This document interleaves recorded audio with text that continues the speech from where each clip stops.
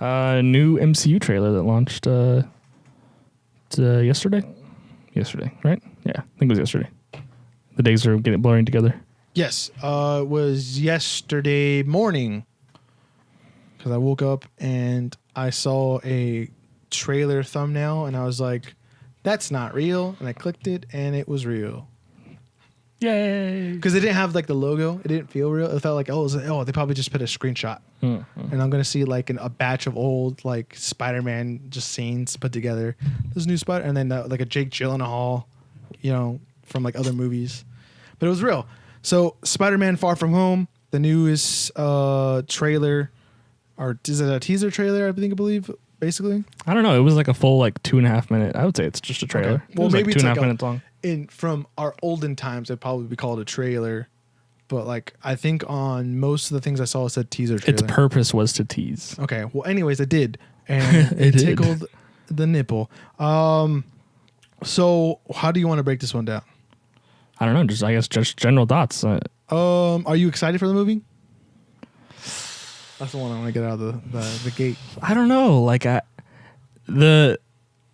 I'll say yes. I'm excited for the movie. I thought Homecoming was a good Spider-Man movie. My problem with this is just how all of the marketing and news and such going into Spider-Man: Far From Home and Black Panther 2, and they're making Doctor Strange 2, and all of this. It's everything that I learn about stuff happening after Endgame makes me care less about Endgame, and that hurts my soul. I don't want to know. Don't tell me anything about Spider-Man: Far From Home. Like Nick Fury is supposedly this film is set after Endgame, like in the timeline, and spoiler alert, there's Nick Fury. Spoiler alert again, at the end of Infinity War, he got dusted. Spider-Man got dusted, and so I don't want to know. They're making another Guardians film, and spoiler alert, Rocket Raccoon's the only dude left. Well, I think you are being They're tarnishing Endgame. You're being a little bit too picky because just the way the industry, everyone knows or is going to know if they're working on another Spider-Man movie. Everyone's going to know if they're working on another Guardians movie. I would say you can be a little bit picky about maybe Marvel, oh, hey, we're working on the new, or taking a selfie or something like that. We're working on it. But if it cuts out through oh, whoa, they're shooting. When you see the set pictures that are coming from Endgame, and you everyone's oh, look, they have a device on their hand. I'm that's just the reality of what it is. So I think you have to not get over it. Maybe just it's just the way it is. It let every little bit. I think you're right as far as maybe Spider-Man, because it's its proximity to Endgame is so close that there's no way we weren't going to know about this. But they don't need to market Spider-Man, I guess. But we didn't need this trailer before Endgame comes out.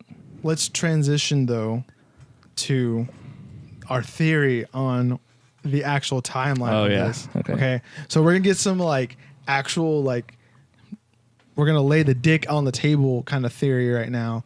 And one of the things we did notice though, was the passport date. There was no dates. Right. There's no year. It just says I think July. So you said you said that, and I was oh yeah, that's right, because I remember seeing no year. I just saw his birthday. Actually, his birthday was actually the date, the first date of Spider-Man.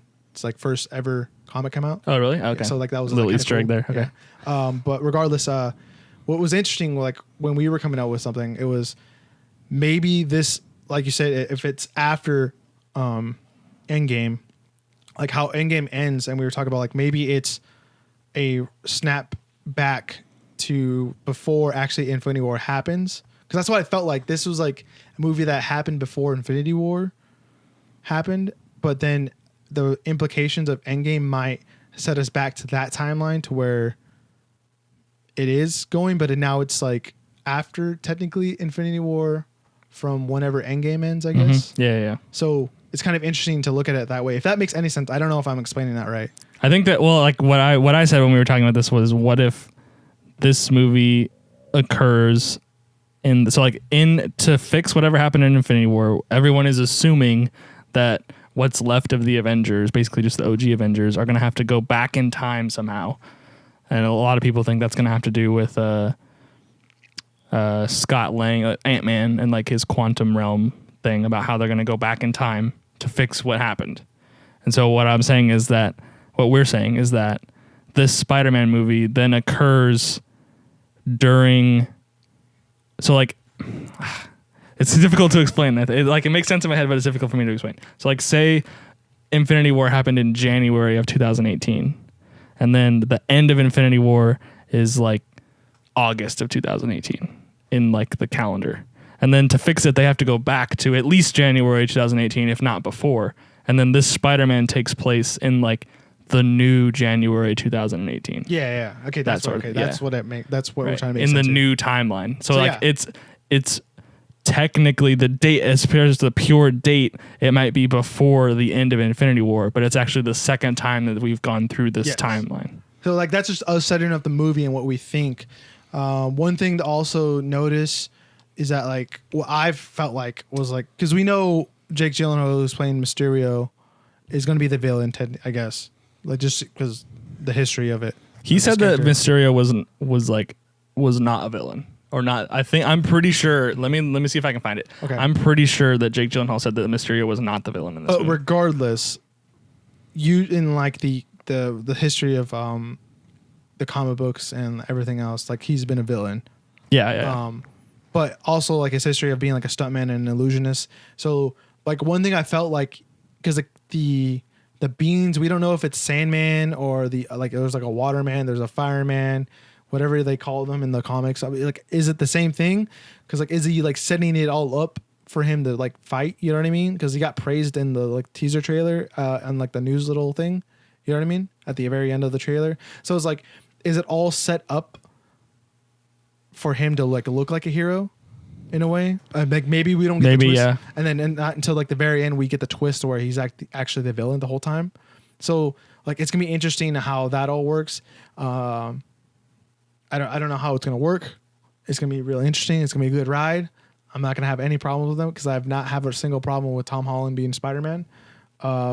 One thing I think me and you really liked about the trailer is his relationship between him and MJ, and how like they're super awkward and weird.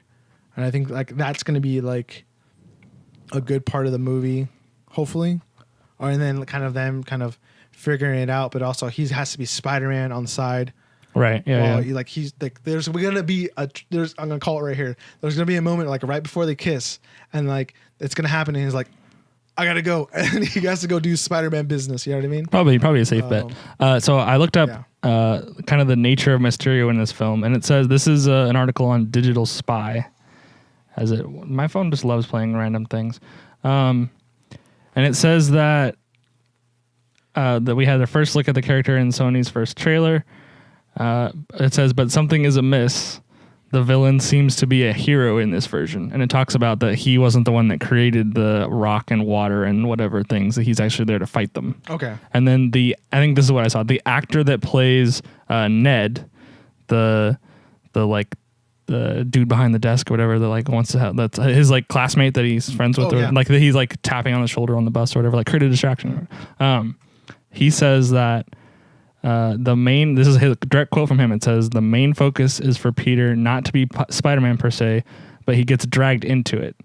He reluctantly saves the world again with Mysterio. Mysterio's a good guy in this, and they're both teaming up to kill the game. The game? That's what it says. They're both teaming up to kill the game to defeat these elemental monsters. Interesting. It also might be like a movie where you like maybe at the end Mysterio shows like what his deal is, like maybe at the end, and where it shows how maybe he has to play on Peter's side for his benefit, or something like that. So like, you know, who knows? There could definitely be. I would not at all be surprised if there's like a deceptive like element, or like, you know, something deeper going on behind the scenes. Because those might be misleading for like the whole movie, and at the very end, he's like, "Sorry, Peter Parker, I gotta kill you now," or something like that. You know what I mean? Yeah, I got you. But I hope he doesn't die or anything like that, because Vulture didn't die in the first movie, which I was happy about. So what do you want, like a Spider-Man Rogues Avengers movie? Scorpion, Vulture, Mysterio. Yeah, I want Scorpion to be fully kitted out. I want to see Rhino. I want to see all of them villains, bruh. Doc Ock coming back. Green Goblin. Do they have they haven't introduced, okay, here we go. Post credits in Spider-Man, there's a Oscorp or like something. Green Goblin's coming back. We shall see. I don't know. Well, Assuming that that's also a kind of a big assumption because a lot of times the post credit is like sometimes related to like a different movie. Or like moving into like a different MCU franchise, like MCU character movie than like another Spider-Man movie, but whatever. Yeah. A couple of things that I saw that were pretty cool was a Mike Piazza pennant on his wall. Respect Spider-Man. He's a Mets fan. Also, his briefcase. So I saw this in a breakdown, but I did see it when I first saw it, and I was like trying to make sense of it, and then I saw this, and I was like, oh, okay, that makes sense. But there's initials on the briefcase, and it's B something P, so Ben Parker, so Uncle Ben, and then it totally didn't hit me because of the first movie where he was talking to his friend Ned about like I can't put Aunt May through this again with all that's happened. So like obviously, it's leading or alluding to Uncle Ben's passing. Yeah. So, but he's also like, it's kind of like a thing where it shows like he's using Uncle Ben's like old suitcase or something like that. So I think that's pretty neat. Is there anything else you caught in the trailer that was interesting? I knew like Spider-Man Noir was kind of like hinted, I guess, with the black suit. That's what I've saw, I guess. Yeah. His suit now, Happy's back. Happy's back and Pepper. But there's no Tony too. So like that's another thing. Tony Stark might die in Endgame. But again, that's assuming this movie is actually after whatever happens. Exactly. Also, his suit was interesting when I saw the other video, and it showed to him his suit's very similar to Spider-Man's like first appearance on comic or first issue. It's more of a darker, more like almost like a black instead of a blue. So that was kind of like a little shot with like the little wings with him because he had that as well. So but he got that suit in Homecoming, didn't he? It might be a newer version, probably. I'm guessing because, like, in my color. opinion, why would you? If I was Spider-Man and I got the Iron Spider suit from Tony Stark, why would you not use that suit? Well, because that suit's pretty cool. Well, let's think about this. What if they don't have he doesn't have the Iron Spider suit? Let me hit you with some weird stuff right now. All right. Let's just say the time loop happens and like maybe Tony Stark isn't the same Tony Stark from the original movies. No, I mean it could very well be that. He didn't invent the actual spider suit, so maybe that's why he's. Well, I wasn't going to go that far. I was just going to say that like if they go back to before Infinity War, then like he hasn't given Tom Holland. He hasn't given Peter. We already offered them a suit in Homecoming, so. Yeah, but he didn't take it. He doesn't get it until Infinity War. So if we're going back to before Infinity War, then he wouldn't have been given it yet. All right. Well, we'll see. But yeah, I'm really happy that this came out, though. I'm excited. I'm ecstatic. I'm just happy that it says Marvel Studios on top of Spider-Man and not Sony, even though they own it. It's all good. This is the first time, I think, the X-Men franchise has this problem where there's continuity issues. I think this is the first time that, I'm sure that they'll work it out well, but this is the first time that Marvel has been willing to. We'll see it with the prequel of that is Captain Marvel, but like that the first time that Marvel is toying with the timeline, probably anyway, where like they're putting on a prequel film, and then now we're getting this potentially where it's like this movie is going to be taking place before and without things that happened in Infinity War. That sort of. So like the casual person, there's a potential that the casual person could kind of get derailed a little bit here. But also they're allowed to play with that because if you don't watch Endgame before this, you're a goddamn idiot. So. No, I know. I'm just saying. Yeah. All right, let's keep moving. Yeah.